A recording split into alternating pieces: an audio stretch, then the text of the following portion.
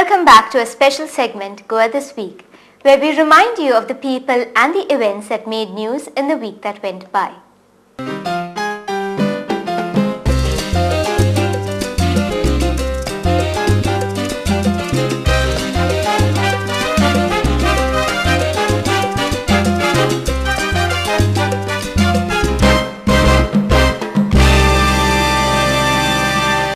The week that went by saw the opposition against the Kamath government getting stronger.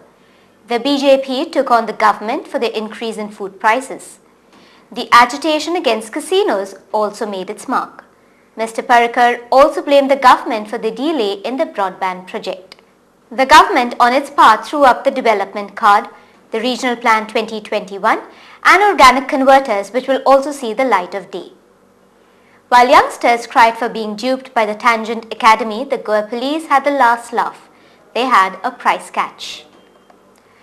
The Director of Health Services, Dr. Rajananda Desai, speaking to the media last week, said that the aim was to eliminate malaria from the state.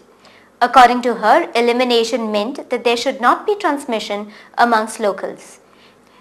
If a migrant labourer has malaria, he is going to continue having it, and that should not affect the locals. Speaking further, she said that there was a tie-up with the MRC and a treatment protocol would be adopted. Research on the method had also been proposed. She said that the health department, with the help of municipalities and the panchayats, would conduct joint inspection near construction sites to control the spread of malaria. Goa would be the first state in the country to be declared malaria-free.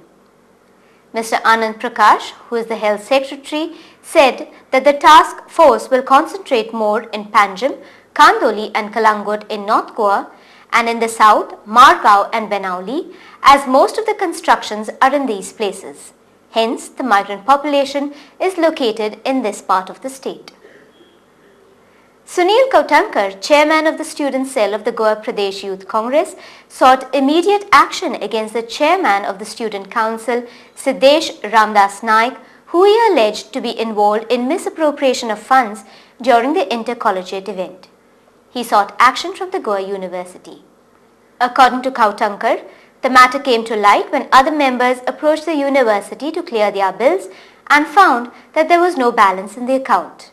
According to Kautankar, Siddesh Ramdas Naik has withdrawn 18,800 as payment issued to a fake bill given by some decorators from Mauritius. Most of the essentials like LCD projector, effect lights, backdrop and screens were donated by the organizer for the event. An additional amount of Rs 6,000 was withdrawn from the account by Siddesh Naik towards petrol allowance. The director of the Students' Welfare of Goa University, Shyam Bhatt, has been accused of clearing the bill submitted by Naik without the consultation of other members of the council. A complaint has been lodged at the Agasai police station. Let's hope the police get to the bottom of the matter quickly. The Chief Minister, Digambar Kamath, received an interim report on the Regional Plan 2021 submitted by the task force that was set up to prepare the Regional Plan 2021. This report would form the basis for the preparation of a draft Regional Plan 2021, which is expected to be ready by the end of June 2008. Mr. Kamath congratulated the task force for their work and said that for the first time everything was mapped, as it would prevent any manipulation in future land deals. Even eco-sensitive areas were marked. Forest areas, Khazan lands were selected, and this would preserve the Goan heritage. Mr. Edgar Ribeiro, a member of the task force, called upon the 189 village panchayats and 13 municipalities and asked them to prepare their own developmental plan for their areas so that people understand what is possible in their settlements. Mr. Ribeiro proposed Mopa as the main international airport and Davoli as the domestic airport due to its limitations of a short runway. Mr. Ribeiro said that besides Old Goa, Shandor, the Kadamba Plateau and Reshma Ghosh would be considered as World Heritage Sites.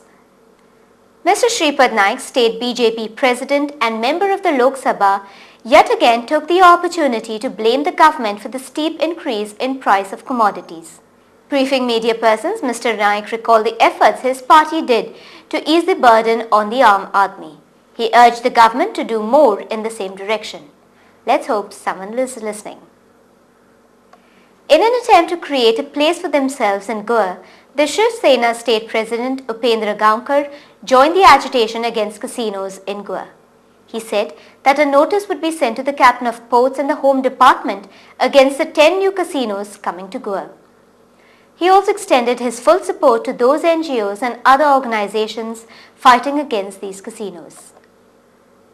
The Aam Aadmi Against Gambling too demanded that casinos should be banned in the state and the existing ones should close down their operations in the state at the earliest. Arvind Bhatekar, the convener of Jagrut Goacom, called on the people of Goa and the authorities to come forward and promote clean tourism in the state.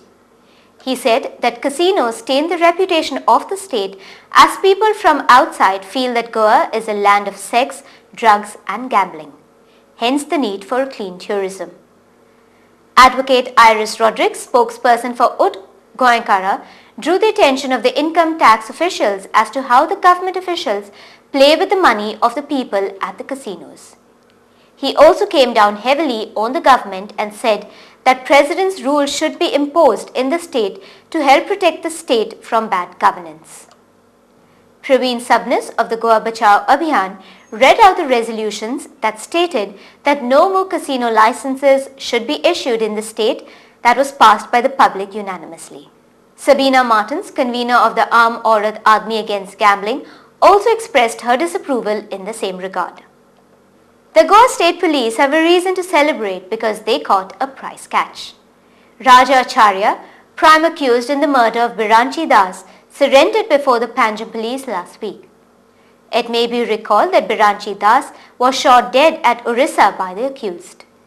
The deceased was the coach of the child marathon runner Budia a few months back. According to the Panjim police, the alleged murderer walked into the police station at 2:30 p.m. He is also wanted in a number of cases related to robbery, murder and extortion. The Inspector General of Police, Mr. Kishan Kumar, said that the local police have no case against him, but they would hand him over to the Orissa police for further investigation. The Chief Judicial Magistrate has passed a 5-day transit warrant to Raja Acharya on the plea of the Orissa police to take him back to Bhubaneswar and to carry out further investigations in the Biranchi murder case. Let's hope that the police are able to clear their tainted image with actions like these.